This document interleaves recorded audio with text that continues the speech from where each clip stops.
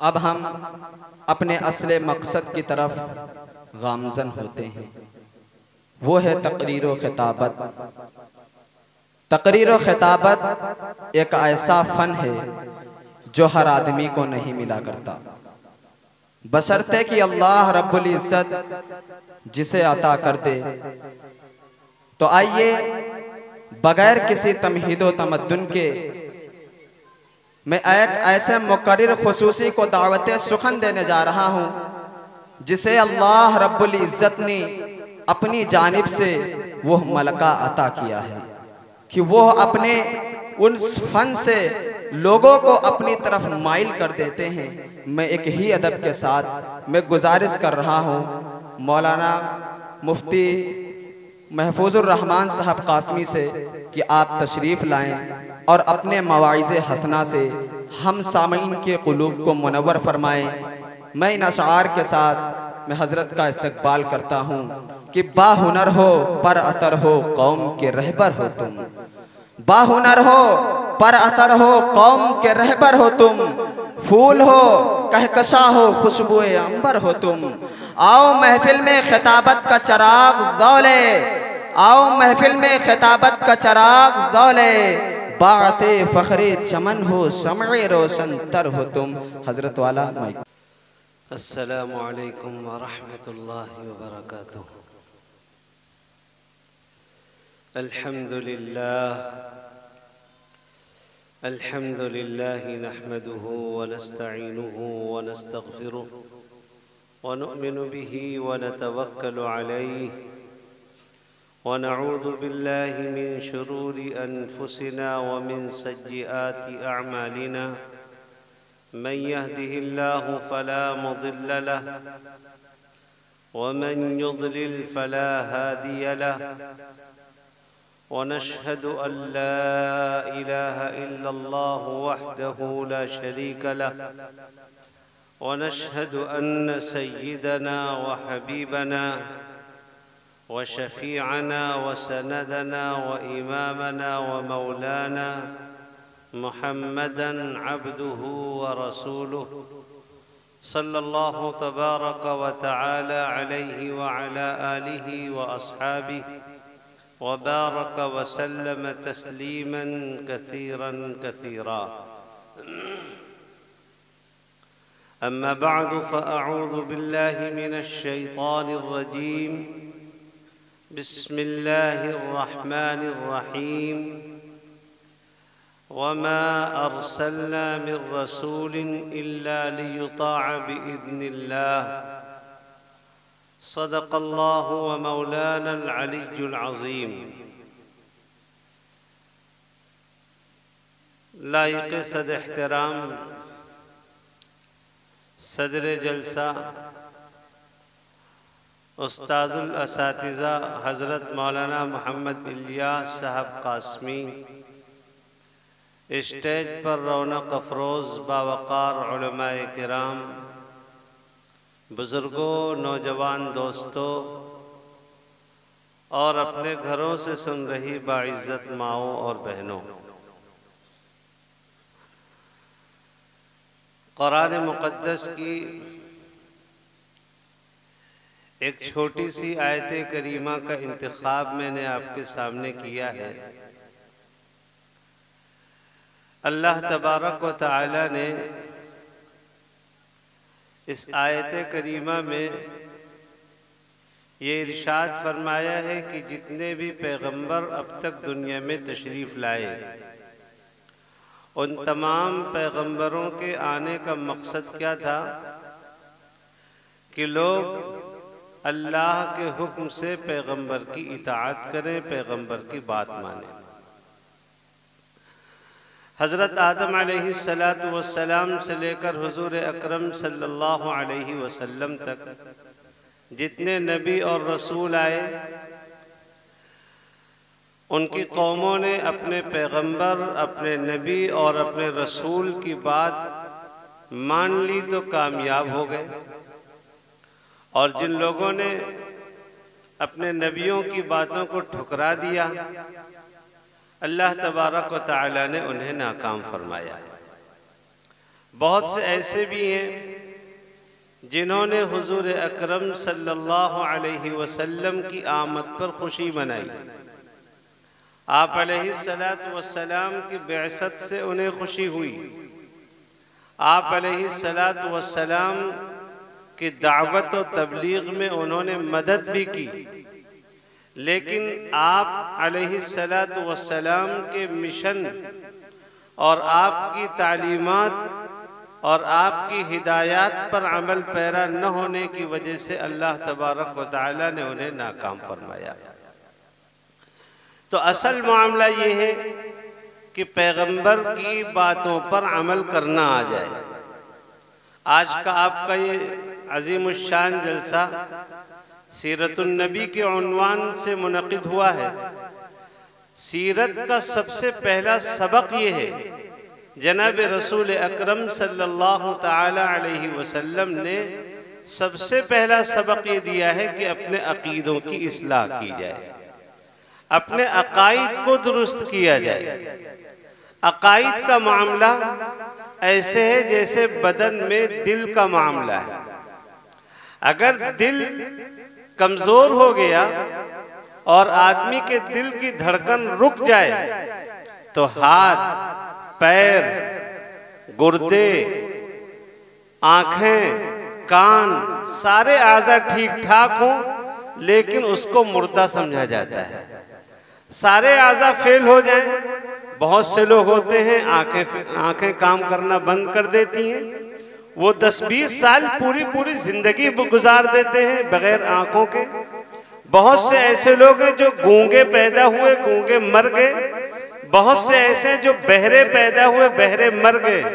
लेंगड़े हैं, लूले हैं, लेकिन जिनके अंदर दिल काम कर रहा है, जब तक दिल सही सालिम है उनको जिंदा समझा जाता है। वो दुनिया के अंदर इज्जत की जिंदगी बसर करते हैं। यही हाल मुसलमान के लिए उसके अकीदे का है।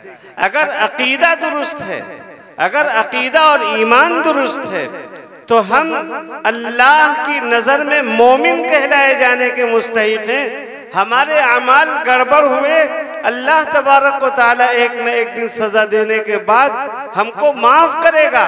लेकिन अगर अकीदे में कमजोरी पैदा हो गई, अकीदे में तजल्जुल आ गया, अकीदा हमारा कमजोर हो गया, चाहे अल्लाह की जात में, चाहे पैगंबर की जात में, रिसालत के मामले में हम तजब्जुब के शिकार हो गए या आखिरत के मामले में हम तजब्जुब के शिकार हो गए, अगर अकीदे में कमजोरी पैदा हो गई तो याद रखिए हमारी नमाजें, हमारे रोजे, हज, खैरात और बेशुमार अच्छे अमाल ये अल्लाह तबारक व तआला के यहाँ हमें कामयाब नहीं बना सकते।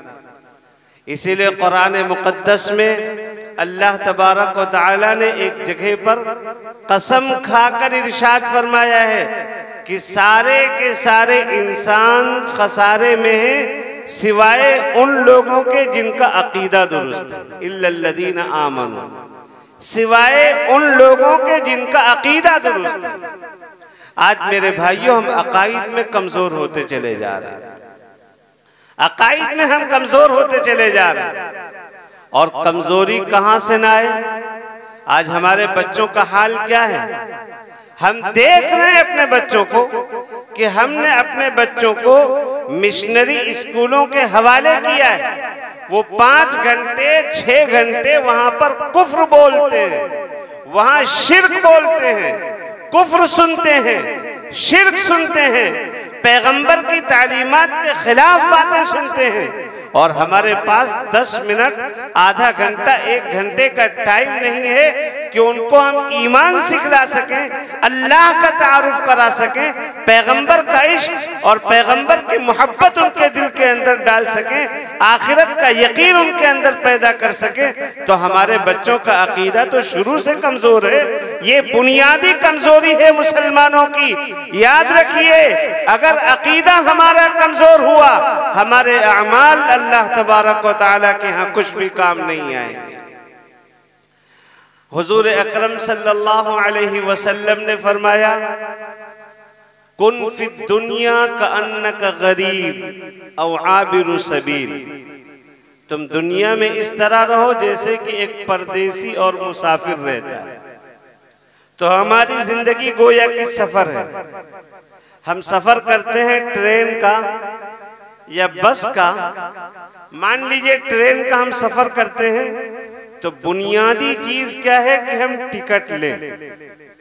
टिकट के बगैर अगर हमने सफर शुरू कर दिया, टिकट फर्ज कर लीजिए 50 रुपये का है, हमने 50 रुपये का टिकट नहीं खरीदा और ट्रेन के अंदर बैठने के बाद ट्रेन का पंखा खराब है, नया पंखा लगवा दिया।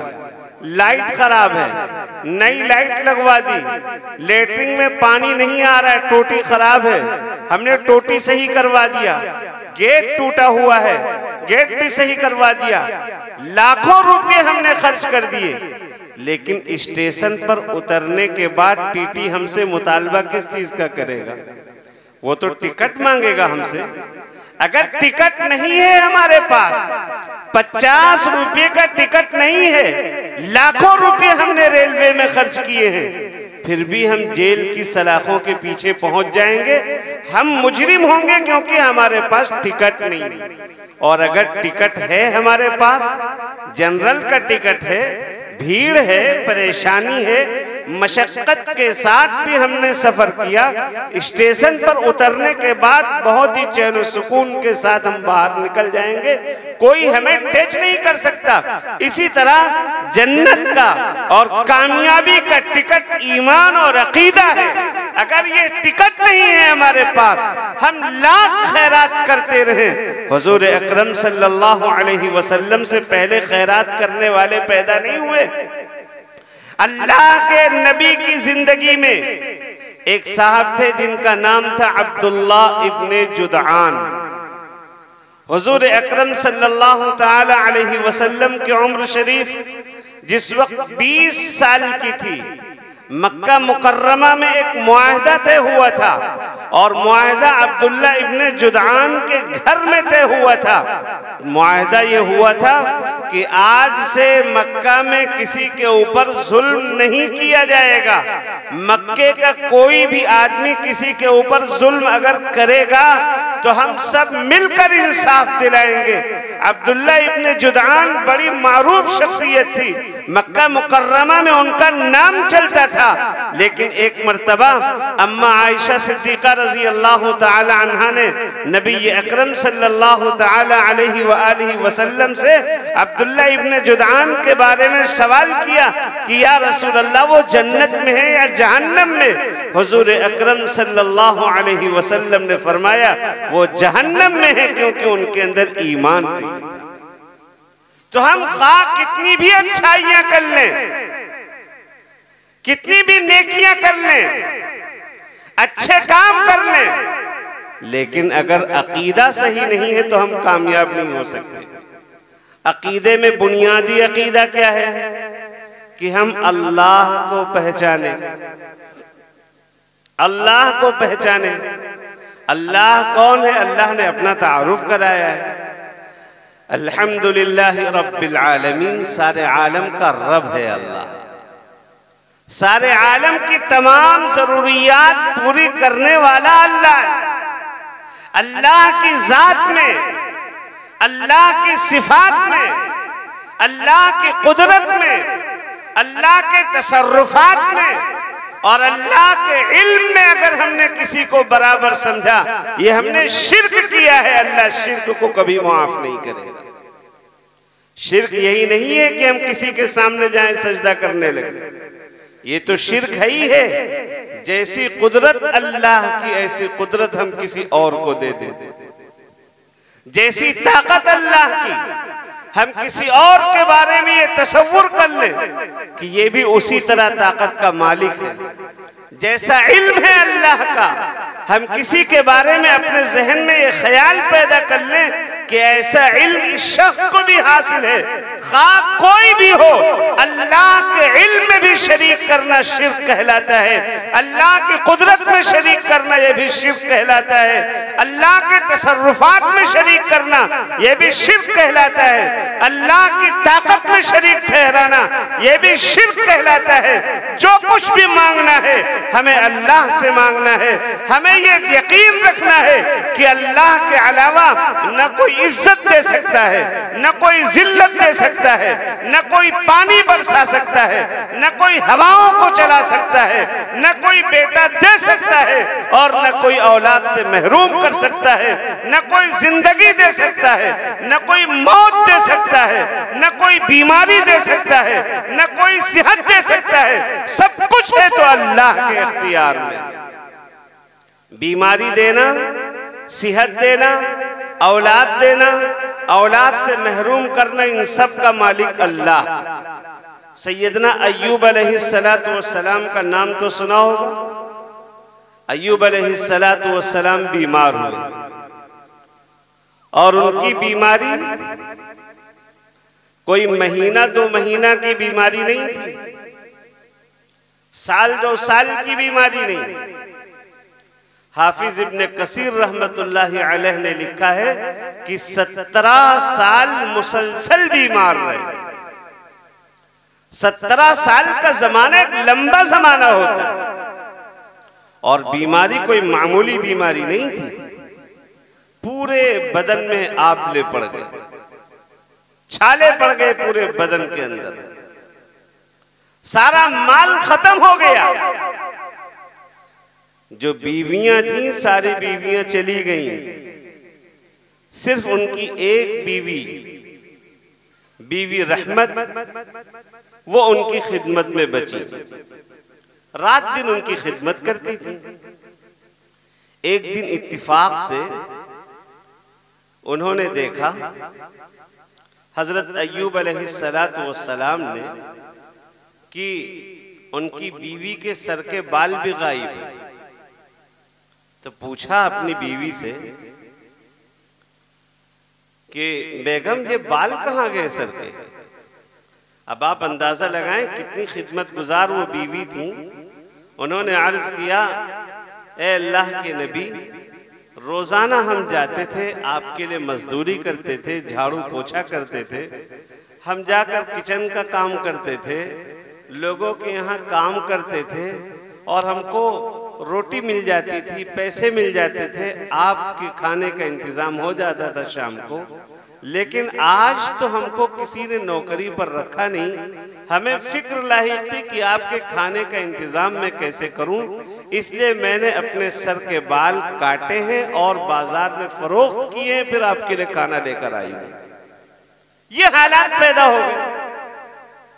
उसके बाद में एक दिन निकलती हैं वो, एक साहब दवाओं का पिटारा लादे हुए गांव में गली गली में घूम रहे हैं, दवा ले लो, दवा ले लो। ये गई और पूछने लगी कि भाई काहे की दवा बेच रहे हो। वो कहने लगे हर मर्ज की दवा। हर मर्ज की दवा? हाँ, हर मर्ज की दवा। मेरे शौहर इतने इतने सालों से बीमार हैं, फला फला बीमारी, वो ठीक हो जाएंगे। दवा वाले ने कहा हाँ ठीक हो जाएंगे। कोई गारंटी है? 100% गारंटी है कि आपके शौहर ठीक हो जाएंगे। तो बीवी रहमत ने सोचा कि शायद पैसे ज्यादा मांगे। कहा मैं गरीब आदमी हूं, मैं इलाज के पैसे नहीं दे पाऊंगी, कम पैसों में इलाज कर दोगे? तो दवा बेचने वाले ने कहा मुझे पैसों की जरूरत भी नहीं है, मैं तो सिर्फ प्रचार करने के लिए आया हूं और गारंटी ले रहा हूं तुम्हारे शौहर 100% ठीक हो जाएंगे। बस ठीक होने के बाद अपने शौहर से सिर्फ इतना कहलवा देना कि फला हकीम ने, फला मुआलिज ने, फला तबीब और फला डॉक्टर ने मुझे ठीक किया है। ये बेचारी खुशी खुशी गई और हजरत अय्यूब अलैहिस्सलातु वस्सलाम को एक खुशखबरी सुनाई।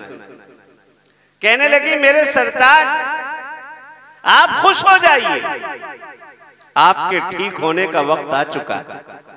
ऐसे ऐसे हकीम साहब हैं, ऐसे ऐसे डॉक्टर साहब हैं जो आए हैं और गारंटी ले रहे हैं कि 100% आपका इलाज होगा, आपकी बीमारी खत्म होगी, और कहना सिर्फ इतना है कि फला डॉक्टर ने हमें ठीक कर दिया। सैयदना अय्यूब अलैहिस्सलातु वस्सलाम 17 साल से बीमार पड़े हैं, बदन लागर हो चुका है, कमजोर हो चुके हैं, इतनी ताकत नहीं है कि उठकर बैठ सके। लेकिन जब बीवी की जुबान से ये जुमला सुनते हैं, जोश में आते हैं और उठकर बैठते हैं, कहते हैं कमबख्त, वो शैतान मरदूद था, नबी के घर में नबी की बीवी का ईमान लेने के लिए आया था, तूने सुन कैसे लिया कि मैं ये जुमला कह दूंगा कि फला ने ठीक किया है, वो शैतान था, अगर मैं ठीक हो गया तो तुझे 100 कोड़े लगाऊंगा। हजरत अय्यूब अलैहिस्सलातु वस्सलाम को ईमान की इतनी फिक्र है, इतनी फिक्र है ईमान की।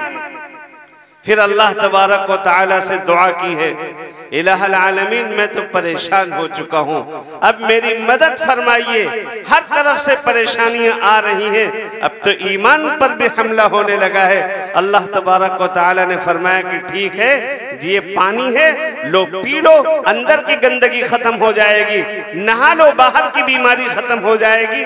और बीवी रहमत ने तुम्हारी बड़ी खिदमत की है, बड़ी खिदमत की है, तुम्हें कसम भी पूरी करना है और उसकी खिदमत की लाज भी रखना है, इसलिए 100 तिनके लो और एक साथ झाड़ू बना लो और एक बार उनके लगा दो, बस तुम्हारी कसम पूरी हो जाएगी, 100 कोड़े मान लिए जाएंगे। बहरहाल ईमान की इतनी फिक्र की है सैयदना अय्यूब अलैहिस्सलातु वस्सलाम ने। सैयदना ज़करिया अलैहिस्सलातु वस्सलाम, औलाद की जरूरत है उन्हें, नबी हैं, पैगंबर हैं, और पैगंबर से ज्यादा रूहानी ताकत किसी और के पास होती है? पैगंबर से ज्यादा रूहानी ताकत किसी के पास नहीं होती। पैगंबर का ताल्लुक अल्लाह से होता है, पैगंबर का कनेक्शन अल्लाह से होता है। अल्लाह अपने अनवारात में से नबी के दिल के ऊपर नूर डालता है, अल्लाह का पैगंबर का गहरा ताल्लुक होता है। और ये अकीदा है हमारा, दुनिया के सारे बुजुर्ग, सारे सहाबा, सारे कुतुब अब्दाल, यह सब मिलकर किसी पैगंबर की बराबरी नहीं कर सकते। तो सैयदना ज़करिया अलैहिस्सलातु वस्सलाम पैगंबर और उम्र लंबी हो चुकी है, फिक्र लाहिक है कि मैंने पूरी जिंदगी इस्लाम की तबलीग का फरीजा अंजाम दिया है, मेरे बाद मेरे मिशन को कौन जिंदा रख पाएगा, ये फिक्र लाहिक हुई है। अब मांगे भी तो कैसे मांगे, बुढ़ापा आ चुका है, जोर जोर से बुढ़ापे में दुआ मांगे तो लोग हंसेंगे। सैयदना ज़करिया अलैहिस्सलातु वस्सलाम रात की तन्हाई में अल्लाह के सामने खड़े होते हैं।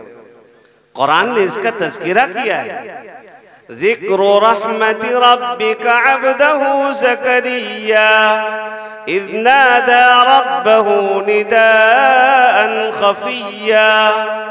बहुत आहिस्ता आहिस्ता चुपके चुपके अपने रब को पुकारा, कहने लगे रब्बी इन्नी वहनल अज़्मु मिन्नी, इलाही हड्डियां कमजोर हो चुकी हैं, वश्तअल अर्रअसु शैबा, बुढ़ापा सर से जाहिर हो चुका है, बाल भी सफेद हो चुके हैं, वलम अकुम बिदुआइका रब्बी शक़िया, लेकिन परवरदिगार जब भी तुझसे मांगा है तूने दिया है, कभी तूने महरूम नहीं किया है।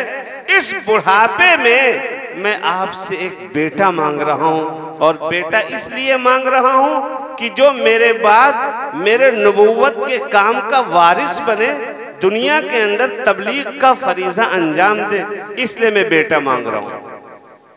अल्लाह तबारक व तआला ने फरमाया कि ठीक है ज़करिया, बेटा होगा। अब ज़करिया अलैहिस्सलातु वस्सलाम को तशवीश, बेटा कैसे होगा? जाहिरी असबाब तो है नहीं दुनिया के अंदर। हड्डियां भी कमजोर हो गई, हड्डियों में गूदा नहीं रहा, बाल सफेद, खालों में झुर्रियां पड़ गई। अब बेटा कैसे हो सकता है? अल्लाह कैसे आप बेटा देंगे? कोई पहचान हो, कोई अलामत हो, मैं जान सकूं कि अब मेरे यहाँ बेटा होगा। अल्लाह तबारक व तआला ने फरमाया, हाँ पहचान ये है कि 3 दिन तक तुम्हारी जुबान बंद हो जाएगी, तुम बोल नहीं पाओगे, सिर्फ इशारे में कलाम करोगे। जब तुम्हारी जुबान बंद हो जाए, तुम्हारी आवाज रुक जाए, तो समझ लो कि अल्लाह तबारक व तआला ने तुम्हारी दुआ सुन ली है, तुम्हारे यहाँ बेटा होने वाला है। तो एक पैगंबर जो रूहानी एतबार से दुनिया भर के तमाम वलियों से बड़ा होता है, सारे कुतुब अब्दाल से बड़ा होता है, तमाम सहाबा और तमाम शुहदा से बड़ा होता है एक पैगंबर। पैगंबर खुद बेटा नहीं बना सकता, अल्लाह से मांग रहा है पैगंबर बेटा। तो दुनिया में किसी में ताकत है कि बेटा दे दे? बेटा देने वाला भी अल्लाह, बेटी देने वाला भी अल्लाह, बेटा और बेटी दोनों देने वाला अल्लाह, और दोनों से महरूम करने वाला भी अल्लाह। तो ये अकीदा एक मोमिन का होना चाहिए अल्लाह के ताल्लुक से कि सब कुछ करने वाला अल्लाह है। हालात को बदलने की ताकत किसमें है? अल्लाह में। इज्जत देने की ताकत किसमें है? अल्लाह में। जिंदगी और मौत का मालिक कौन है? अल्लाह। दुनिया के अंदर सारी ताकतें मिलकर किसी को मिटाना चाहे, अल्लाह बचाना चाहे, दुनिया मिटा नहीं सकती। अल्लाह किसी को खत्म करना चाहे, सारी दुनिया मिलकर उसे बचाना चाहे, यकीनन सारी दुनिया मिलकर उसे मिटा नहीं सकती है। सब कुछ अल्लाह के हाथ में। सैयदना इब्राहिम अला नबीना व अलैहिस्सलातु व तस्लीम, रात का वक्त है, अल्लाह का तारुफ करवा रहे हैं। जब सितारे निकले तो कहने लगे, देखो कितनी ऊंचाई पर सितारे जगमगा रहे हैं, आसमान की जीनत बने हुए हैं, हमारी दस्तरस से बाहर है, हम पहुंच नहीं सकते सितारों को, और सितारे इतनी ऊंचाई पर जगमगा रहे हैं, ये हैं हमारे रब। लेकिन थोड़ी देर के बाद जब चांद निकला, हजरत इब्राहिम अलैहिस्सलातु वस्सलाम फरमा रहे हैं कि देखो चांद तो बड़ा है। सितारे खुद जगमगा रहे थे, लेकिन उनकी रोशनी से दुनिया को कोई फायदा नहीं मिल पा रहा था। चांद निकला, अकेले चांद ने दुनिया को रोशनी अता की, इसलिए चांद बड़ा है, चांद है हमारा रब। और फिर क्या हुआ? रात गुजरी, सुबह का वक्त हुआ, सूरज तुलू होना शुरू हुआ।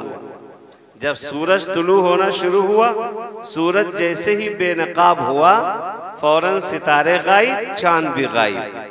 हजरत इब्राहिम अलैहिस्सलातु वस्सलाम फरमा रहे हैं कि ना तो सितारे रब हो सकते हैं, ना ही चांद रब हो सकता है, सूरज सबसे बड़ा है, ये है हमारा रब। लेकिन दोपहर के बाद सूरज को भी जवाल शुरू हो गई। दोपहर में बड़ी तमाज़त थी, उसमें धूप में बड़ी शिद्दत, लेकिन उसके बाद सूरज जब ढलने लगा, हजरत इब्राहिम अलैहिस्सलातु वस्सलाम फरमा रहे हैं कि ये तो डूब रहा है, ये तो डूब रहा है, डूबने वाला रब नहीं हो सकता है, डूबने वाला खुदा नहीं हो सकता है। हजरत इब्राहिम अलैहिस्सलातु वस्सलाम ने उसी वक्त अपने अकीदे का ऐलान फरमाया, इन्नी वज्जहतु वजहिया लिल्लज़ी फतरस समावाति वल अर्द हनीफा वमा अना मिनल मुशरिकीन। मैंने अपना पूरा रुख अल्लाह की तरफ किया है। अल्लाह की ताकत जैसे कल थी, आज है, और क़यामत तक अल्लाह की ऐसे ही ताकत रहेगी। दुनिया के अंदर जितने लोग पैदा हुए हैं या पैदा होंगे, बड़ी से बड़ी ताकतों के मालिक, सारी दुनिया पर हुक्मरानी करने वाले ये दुनिया में पैदा हुए हैं, लेकिन इन सब की ताकत को जवाल आया है, ये सब रब नहीं हो सकते हैं। इन सब से बड़ा हमारा परवरदिगार है, वो बचाना चाहे सारी दुनिया मिलकर मिटा नहीं सकती। तो अल्लाह के ताल्लुक से हमारा ये अकीदा होना चाहिए और हमारी अपनी जिम्मेदारी है कि अपने बच्चों में ये अकीदा पैदा कराएं, अपने बच्चों का तारुफ, बच्चों को अल्लाह का तारुफ कराएं। और अकीदा नंबर 2 क्या है? अकीदा रिसालत। पैगंबर के ताल्लुक से हमारा अकीदा भी मजबूत होना चाहिए। खालिस अल्लाह को माने, नबी को न माने, अल्लाह की ताकत का एतराफ करें, पैगंबर को रसूल न माने, तो हम मुसलमान हो सकते हैं?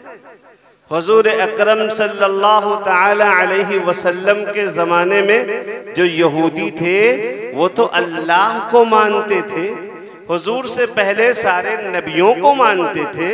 ईसाई थे, वो ईसा को भी नबी मानते थे, मूसा को नबी मानते थे, इब्राहिम इस्माइल को मानते थे, इसहाक हारून को मानते थे, सारे नबियों को मानते थे। और जो यहूदी थे वो मूसा को मानते थे, इब्राहिम इसहाक इस्माइल को मानते थे, सारे नबियों को मूसा से पहले वो भी मानते थे। हुजूर अकरम सल्लल्लाहु अलैहि वसल्लम की नबूवत को तस्लीम नहीं करते थे, वो सब मानते थे कि अल्लाह एक है, अल्लाह ने किताबें नाजिल की हैं नबियों पर, अल्लाह ने तौरात उतारा है, वो इसका दावा करते थे, इकरार करते थे। लेकिन वो मुसलमान थे, वो मुसलमान थे, मुसलमान नहीं। कुरान कह रहा है कि ईमान वालों के कट्टर दुश्मन थे। लतजिदन्न अशद्दन्नासि अदावतन लिल्लदीन आमनुल यहूद। ईमान वालों के कट्टर दुश्मन थे वो। और ईमान वालों से अल्लाह ने यह भी कहा है कि ईमान वालों, ये अहले किताब जो अल्लाह को मानते हैं और हुजूर से पहले नबियों को भी मानते हैं, कुरान से पहले की किताबों को भी मानते हैं, ये ऐसी ऐसी बातें तुमको सुनाएंगे कि तुम्हारा कलेजा फट जाएगा। वलतस्मउन्न मिनल्लज़ीना ऊतुल किताब मिन क़ब्लिकुम व मिनल्लज़ीना अशरकू अदन कसीरा। ऐसी ऐसी बातें सुनाएंगे, तुम्हारा कलेजा फट जाएगा। वो मुसलमान नहीं थे। तो अकीदा नंबर 2 ये है कि हुजूर अकरम सल्लल्लाहु अलैहि वसल्लम को रसूल माना जाए और हुजूर से पहले सारे रसूलों को भी रसूल माना जाए। हुजूर से पहले के सारे नबियों को, सारे रसूलों को रसूल माना जाए। हुजूर के बाद, हुजूर अकरम सल्लल्लाहु अलैहि वसल्लम के बाद क़यामत तक कोई भी नया नबी न आज तक आया है और न क़यामत तक आ सकता है। हुजूर से पहले तो आए पैगंबर। अल्लाह ताला ने अकीदा बयान किया है कुरान में, वल्लज़ीना युमिनून बिमा उन्ज़िला इलैका वमा उन्ज़िला मिन क़ब्लिक। और वो लोग जो ईमान रखते हैं उस पर जो आपसे पहले नबियों पर नाजिल किया गया, जो आप पर नाजिल किया गया, बाद में नहीं, बाद में नहीं। फरमाया वलाकिन रसूलल्लाहि व खातमन नबिय्यीन। आखिरी पैगंबर हजरत मोहम्मद मुस्तफ़ा सल्लल्लाहु अलैहि वसल्लम। और नबी अकरम सल्लल्लाहु अलैहि वसल्लम ने एक मिसाल देकर समझाया, मेरी और सारे नबियों की मिसाल ये है जैसे किसी शख्स ने एक बहुत शानदार इमारत बनाई, शानदार महल तामीर करवाया, उसमें एक ईंट की जगह खाली रह गई। अब जो भी देखता है वो कहता है कि काश ये ईंट भर जाती तो इमारत खूबसूरत हो जाती। वो आखिरी ईंट मैं हूं, मेरे आने के बाद वो इमारत मुकम्मल हो गई। अब अगर कोई ईंट उसमें लगेगी तो इमारत बदसूरत होगी कि खूबसूरत होगी? अब तो बदसूरत हो जाएगी। हुजूर फरमाते हैं आखिरी ईंट मैं हूं। इसी तरह अल्लाह तबारक व तआला ने तमाम पैगंबरों को एक इमारत से तशबीह दिया है। आखिरी इमारत यानी नबूवत की आखिरी ईंट मैं हूं। मेरे आने के बाद नबूवत का सिलसिला बंद हो गया है, क़यामत तक कोई दूसरा नबी नहीं आ सकता। अगर कोई नबूवत का दावा करे तो झूठा है। हुजूर अकरम सल्लल्लाहु अलैहि वसल्लम के बाद कोई नबी नहीं आ सकता है। सैयदना ईसा अलैहिस्सलातु वस्सलाम आसमान से तशरीफ लाएंगे, वो नए नबी नहीं हैं, बल्कि हुजूर अकरम सल्लल्लाहु अलैहि वसल्लम से पहले के पैगंबर हैं। अल्लाह तबारक व तआला ने उनको आसमानों पर उठा लिया था, आसमान से फिर क़यामत के करीब नाजिल होंगे। दुनिया के अंदर कोई पैदा नहीं होगा नबी बनकर। कोई ये कहे कि मैं पैदा हुआ हूं और मैं ईसा हूं, मैं पैदा हुआ हूं, मैं ईसा हूं, उससे बड़ा झूठा कोई नहीं। कुरान पाक में अल्लाह तबारक व तआला ने ईसा अलैहिस्सलातु वस्सलाम का तारुफ भी कराया कि ईसा को पहचानो। ईसा है कौन? ईसा बगैर बाप के कुंवारी मरियम के पेट से पैदा हुए। हजरत मरियम ये ईसा अलैहिस्सलातु वस्सलाम की वालिदा। ज़करिया अलैहिस्सलातु वस्सलाम हजरत मरियम की कफालत कर रहे हैं। बैतुल मक़दिस जो मुसलमानों का पहला क़िबला है और मुसलमानों के नज़दीक आज भी बैतुल मक़दिस उनकी जान से ज़्यादा मुहतरम, जान से ज़्यादा अजीज। हमारी जान के बदले में अगर बैतुल मक़दिस को आज़ादी हासिल हो जाए, ये हमारे लिए सस्ता सौदा है।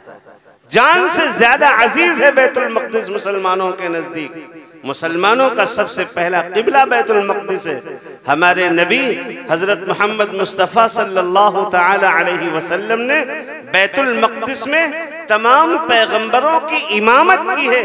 हुजूर सल्लल्लाहु अलैहि वसल्लम इमाम रहे और सारे नबी हुजूर के मुक़्तदी रहे। तो बैतुल मक़दिस के एक कमरे में हजरत मरियम रहा करती थी।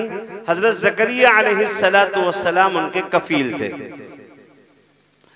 ज़करिया अलैहिस्सलाम दरवाजा बंद के ताला लगाकर निकल आते, लेकिन जब ताला खोलते, कुंडी खोलते, अंदर जाते तो देखते वो फल मौजूद है जो इस वक्त पूरी दुनिया में कहीं दस्तयाब नहीं। बगैर मौसम के फल मौजूद। आम का मौसम नहीं, फिर भी आम मौजूद है।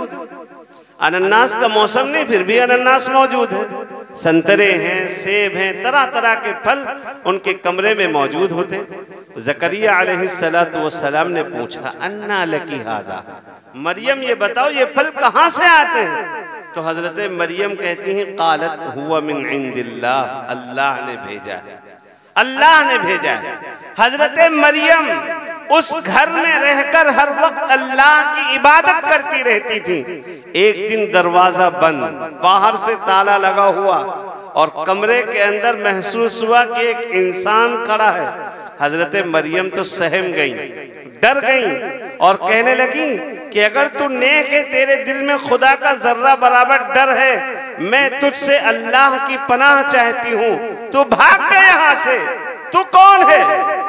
तो उस आने वाले ने कहा, मरियम घबरा नहीं, मैं अल्लाह का फरिश्ता हूँ, अल्लाह ने तेरे पास भेजा है लड़के की बशारत देकर, तुम्हारे यहाँ लड़का होने वाला है। हजरत मरियम और ज्यादा सोच में पड़ गई, मेरे यहाँ लड़का कैसे हो सकता है? वलम यमससनी बशर वलम अकु बगिया, मैंने बदकारी नहीं की है और किसी मर्द ने आज तक मुझे हाथ नहीं लगाया है। दुनिया में देखते हैं मियाँ बीवी के मिलाप से बच्चा पैदा होता है, आज तक किसी मर्द ने मुझे हाथ नहीं लगाया, मेरे यहाँ बेटा कैसे हो सकता है? फरिश्ते ने कहा, होगा, अल्लाह ने कहा है होगा तो बेटा होगा, कैसे होगा ये अल्लाह जानता है। फरिश्ते ने फूंक मारी, अब हजरत मरियम को तकलीफ शुरू हुई, बेटे की विलादत हो गई।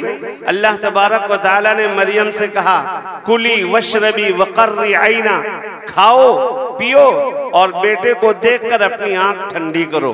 लेकिन एक फिक्र लाहिक थी कि हम यहाँ बैतुल मक़दिस के किनारे कमरे में हम अल्लाह की इबादत के लिए वक्फ हैं, बेटा पैदा हुआ है, लोग पूछेंगे मैं क्या जवाब दूंगी, मेरे ऊपर इल्जाम लगेगा, मेरे माँ बाप का नाम नीचा होगा, मेरे घर वालों की इज्जत नीलाम होगी, मैं क्या जवाब दूंगी। अल्लाह तबारक व तआला ने हुक्म दिया, तुम्हें इस सिलसिले में घबराने की कोई जरूरत नहीं। अगर तुमसे कोई आकर पूछे कि बेटा कहां से आ गया है, तुम बस खामोश हो जाना, तुम कह देना कि मैंने बोलने का रोजा रख रखा है, मैं बोलूंगी नहीं, जो कुछ भी पूछना है इस बच्चे से पूछ लो, मैं तुम्हारी सफाई बयान करूंगा, ये अल्लाह ने फरमाया। अब हजरत मरियम उस बच्चे को लेकर आई, लोग कहने लगे मरियम ये कहां से आया, मा काना अबूकी इम्राअसौ व मा कानत उम्मुकी बगिया, तुम्हारा बाप अच्छा आदमी था, तुम्हारी माँ भी शरीफ औरत थी, तुम्हारे बाप ने बदकारी नहीं की, तुम्हारी माँ ने जिनाकारी नहीं की, तुमने अपने माँ बाप की इज्जत पर बट्टा लगाया है, मरियम कहां से आ गया। तो मरियम क्या कहती हैं, लन उकल्लिमल यौम इंसिया, मैं बात नहीं करूंगी किसी से। फाशारत इलैहि, जो कुछ पूछना है इस बच्चे से पूछो। लोगों ने कहा कैफ़ नुकल्लिमु मन कान फिल महदी सबिया, हम कैसे बात कर सकते हैं उससे जो अभी गोद में पल रहा है, बच्चा है। तो इतने में हजरत ईसा बोल पड़े, इन्नी अब्दुल्लाह आतानियल किताब वजअलनी नबिय्या वजअलनी मुबारकन ऐनमा कुन्तु व औसानी बिस्सलाति वज़्ज़काति मा दुमतु हय्या व बर्रम बिवालिदती व लम यजअलनी जब्बारन शक़िय्या। हजरत ईसा बोल पड़े, मैं अल्लाह का बंदा हूँ, अल्लाह ने मुझे किताब दिया है, मुझे नबी बनाया है। तो ये है ईसा जो बगैर बाप के कुंवारी मरियम के पेट से पैदा हुए हैं और पैदा होते ही बोलने लगे हैं, और इस तरह बोलने लगे हैं जैसे एक समझदार आदमी, बाशऊर आदमी, व युकल्लिमुन नास फिल महदी व कहला व मिनस सालिहीन, जैसे एक बूढ़ा आदमी, तजर्बेकार आदमी सोच समझ कर बात करता है, इसी तरह बचपन में ईसा अलैहिस्सलातु वस्सलाम बोलने लगे। ये है ईसा। ईसा कोई नए पैगंबर नहीं जो दुनिया में पैदा होंगे।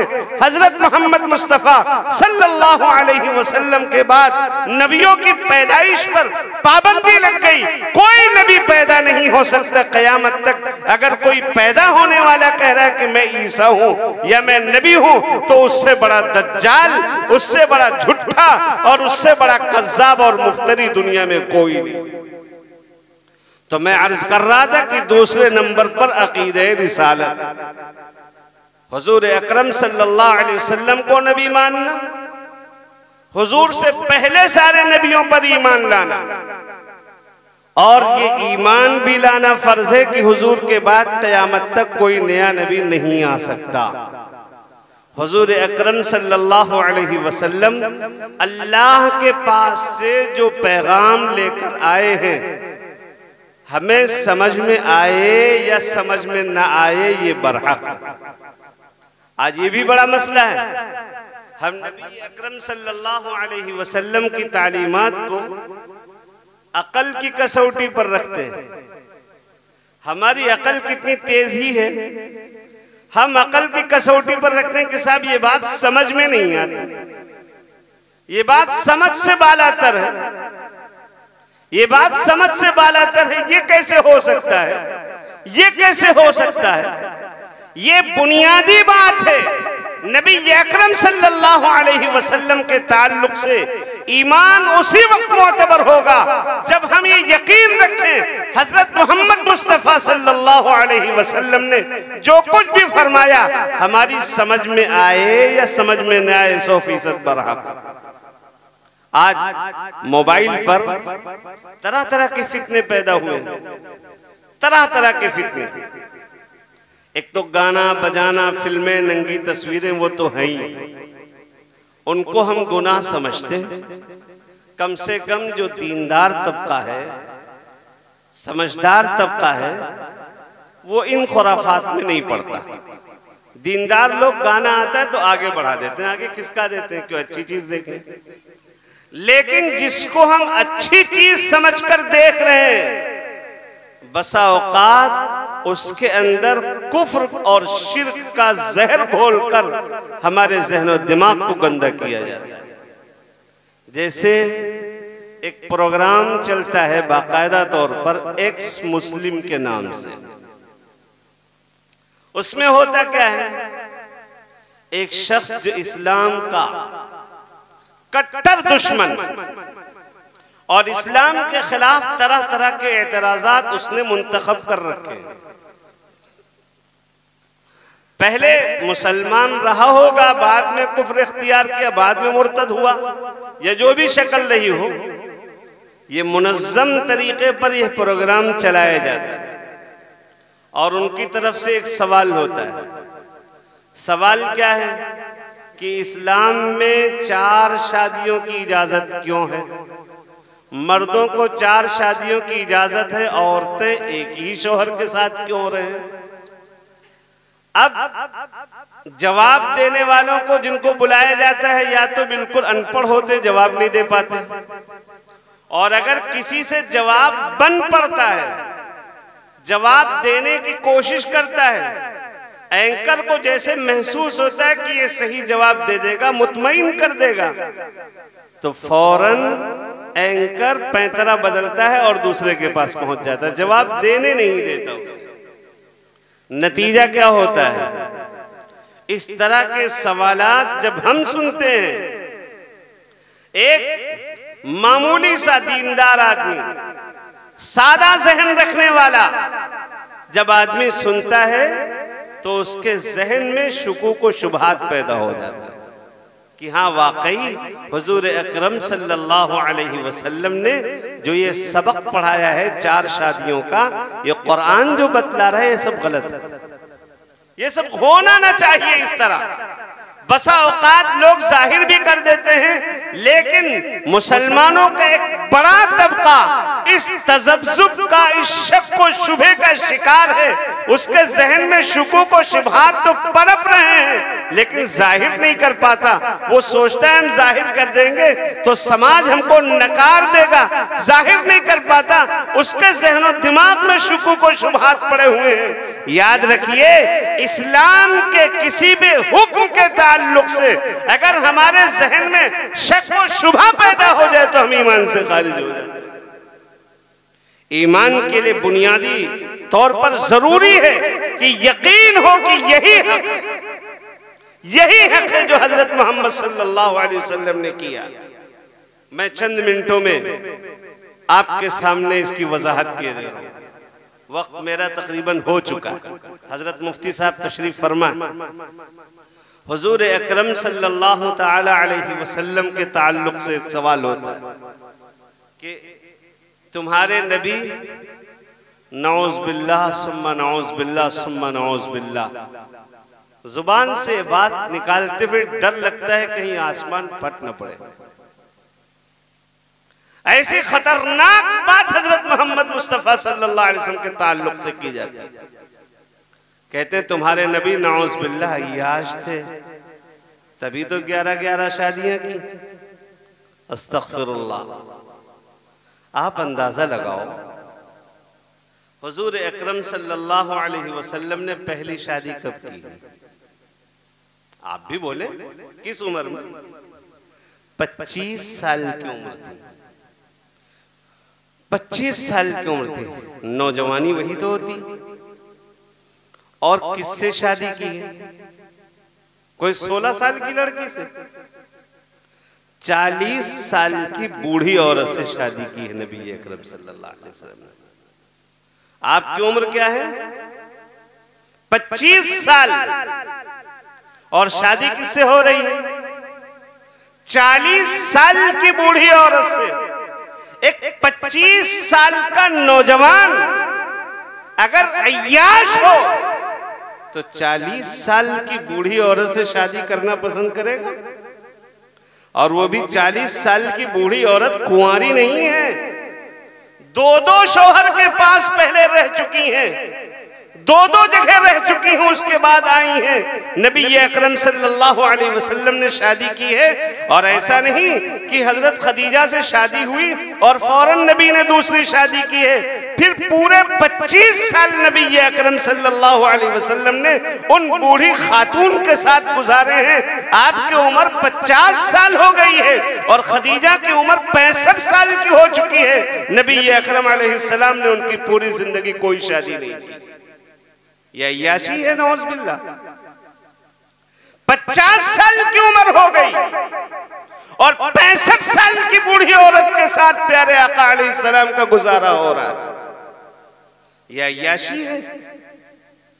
और फिर जब हजरत खदीजा का इंतकाल हो गया तो आप अलैहिस्सलातु वस्सलाम के सामने एक तजवीज रखी गई कि किससे शादी करेंगे। हजरत सौदा, वो भी बूढ़ी थी, उनसे शादी हुई। हजरत आयशा, वो बहुत कमसिन थी, 6 साल की उम्र थी। और 6 साल की उम्र में किसी से शादी अय्याशी के लिए नहीं की जाती है, बल्कि अब जरूरत थी कि नबी अकरम सल्लल्लाहु ताला अलैहि वसल्लम का लाया हुआ पूरा मुबारक दीन घर के अंदर हुजूर कब क्या कर रहे हैं, आपकी खलवत, आपकी जलवत, आपका उठना, आपका बैठना, आपकी रात, आपके दिन, आपकी सुबह, आपका सोना, आपका जागना, आपका पेशाब करना, आपका पकाना करना, आपका बीवी से बातचीत करना, आपका हंसी मजाक करना, आपका तफरीह करना, आपकी इबादतें, आपकी मुआशरत, इन सारी बातों को कयामत तक आने वाले मुसलमानों के पास पहुंचाना है। इसलिए नबी अकरम सल्लल्लाहु ताला अलैहि वसल्लम ने अम्मा आयशा सिद्दीका रजी अल्लाह अन्हा से शादी की है कि 6 साल की उम्र है, नन्ही सी उम्र है, अभी बिल्कुल सहन सादा है। जब नबूवत के घराने में इनकी तरबियत होगी और पलेंगी बढ़ेंगी नबी की गोद में, पैगंबर के साथ रहेंगी, तो पैगंबर की पूरी आदतें ये सीख करके उम्मत को बतलाएंगी कि देखो एक नबी ने इस तरह जिंदगी गुजारी है, तुम भी अगर कामयाब होना चाहते हो तो पैगंबर का ये तरीका तुम इख्तियार कर लो। और बताया अम्मा आयशा ने, लोगों को बतलाया है अम्मा आयशा ने, क्या रात का वक्त है, तहज्जुद की नमाज पढ़ना है, तो ये नहीं कि आंख खुले तो घर में शोर मचा दो, पूरा घर परेशान हो जाए कि क्या हो गया, हो गया, क्या हो गया।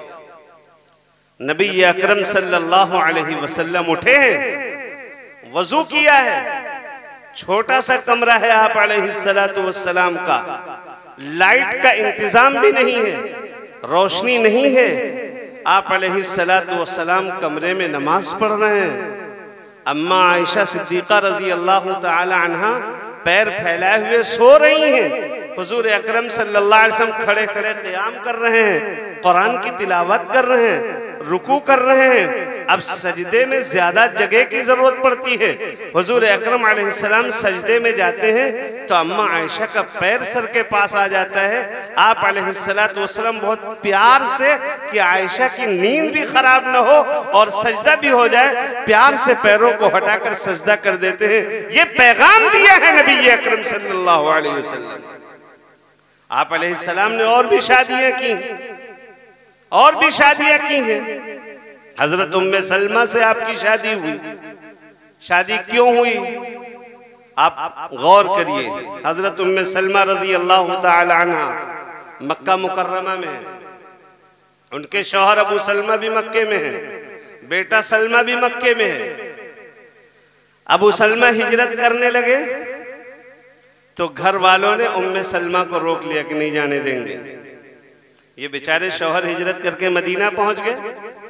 मक्के में हुआ क्या, उम्मे सलमा और उनका बेटा दोनों रह गए। अब जब अबू सलमा के घर वालों ने देखा कि हमारे बेटे की बीवी को उसके मायके वालों ने जाने नहीं दिया, तो गए अपने पोते को घर ले आए कि हम भी अपने पोते को तुम्हारी बेटी के साथ नहीं रहने देंगे। उम्मे सलमा पर क्या गुजरी होगी, बेटा भी छूट गया, शौहर हिजरत करके मदीना पहुंच गए, खुद अपने घर में तड़प रही, रो रही, मुसलमान होने की वजह से अजियतों का सामना भी करना पड़ रहा है। आखिरकार लोगों ने समझाया बुझाया कि तुम क्यों अपनी बेटी को जिंदा मारे दे रहे हो, इजाजत दे दो जाने की। फिर लोगों ने इजाजत दी है। उम्मे सलमा रज़ी अल्लाह अन्हा हिजरत करके मक्का मुकर्रमा से मदीना तय्यबा पहुंची हैं। थोड़े दिन अपने शौहर के साथ रही हैं, उनका इंतकाल हो गया। अब जब इंतकाल हो गया, इनके ऊपर गमों के पहाड़ टूट पड़े। कोई पुरसाने हाल नहीं उम्मे सलमा का, कोई खैरियत लेने वाला नहीं उम्मे सलमा का।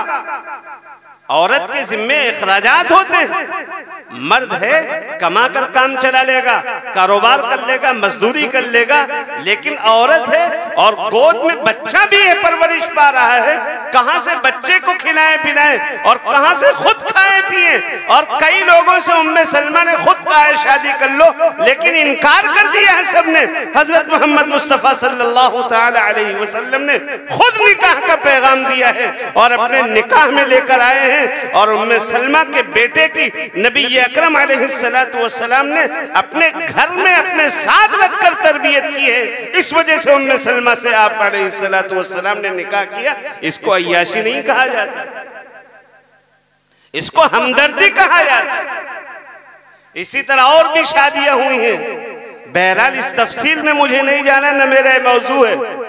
तो हमें ये यकीन रखना है ईमान के हवाले से कि हमारे नबी हजरत मोहम्मद मुस्तफ़ा सल्लल्लाहु अलैहि वसल्लम ने जो भी किया है या जो भी कहा है, कुरान में जो भी मौजूद है, हमारी समझ में आए या समझ में न आए, हक यही है। इसके खिलाफ हमारी समझ में आने वाली जितनी भी चीजें हैं सब गलत हो सकती हैं।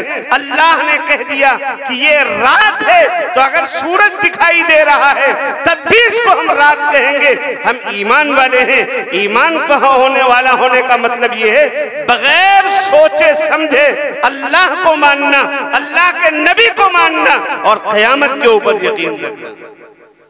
बहरहाल मेरे भाइयों, आज जरूरत है हमारे अकाईद के इस्लाह की कि हमारा अकीदा दुरुस्त हो जाए। तो मैंने अर्ज किया बुनियादी तौर पर यह 3 अकीदे सही होने चाहिए। अकीदा नंबर 1, अल्लाह के ताल्लुक से अकीदा सही हो। अल्लाह ही सब कुछ करने वाला है, जो होगा अल्लाह की तरफ से होगा। मौत भी अल्लाह के हाथ में, जिंदगी भी अल्लाह के हाथ में। कुछ भी हो अल्लाह चाहेगा मुल्क के अंदर अमन और शांति पैदा होगी, अल्लाह न चाहेगा कभी नहीं पैदा हो सकती। और नबी के ताल्लुक से अकीदा हो कि हुजूर से पहले जितने नबी आए सब पर ईमान, लेकिन अमल होगा हजरत मोहम्मद सल्लल्लाहु अलैहि वसल्लम की शरीयत पर। और हुजूर के बाद क़यामत तक कोई नया नबी नहीं पैदा हो सकता। कोई भी नबूवत का दावा करे और कहे पैदा हुए हैं, वो झूठा है, कज़्ज़ाब है, दज्जाल है। और हुजूर अकरम सल्लल्लाहु अलैहि वसल्लम का कोई भी अमल हमारे समझ में आए या समझ में न आए 100% बरहक वही। और तीसरी बात यह है कि आखिरत पर यकीन, आखिरत पर भी कामिल यकीन हो कि मरेंगे, एक एक अमल का हिसाब होगा। जो जालिम है वो अपने जुल्म की सजा भुगतेंगे और जो मजलूम है अल्लाह तबारक व तआला क़यामत के दिन उनको इंसाफ दिलाएगा। इसका यकीन होना चाहिए। तो जितने पैगंबर आए, पैगंबरों के आने का मकसद यही नहीं था कि हम नबी की आमद पर खुशियां मना लें, नबी का नाम लेकर खुश हो जाएं, बस काम चल जाए। नहीं, नबी अलैहिस्सलातु वस्सलाम जो दावत देकर गए उसको अपने दिल में उतारना, अपने बच्चों के ज़हन और दिमाग में उतारना और पूरी दुनिया के अंदर आम करना, ये हमारा फरीज़ा है। बहरहाल कुरान की जो आयत करीमा मैंने आपके सामने तिलावत की थी, अल्लाह तबारक व तआला ने उसमें फरमाया वमा अरसलना मिर रसूल, जितने भी पैगंबरों को हमने भेजा, काहे के लिए भेजा है? इल्ला लियुताअ बिइज़्निल्लाह, सिर्फ इसलिए भेजा है कि उनकी बात मानी जाए अल्लाह के हुक्म से। अल्लाह तबारक व तआला हम सबको कहने से ज़्यादा समझने की और अमल करने की तौफीक अता फरमाए। आमीन व आखिर दावाना अनिल हम्दुलिल्लाह।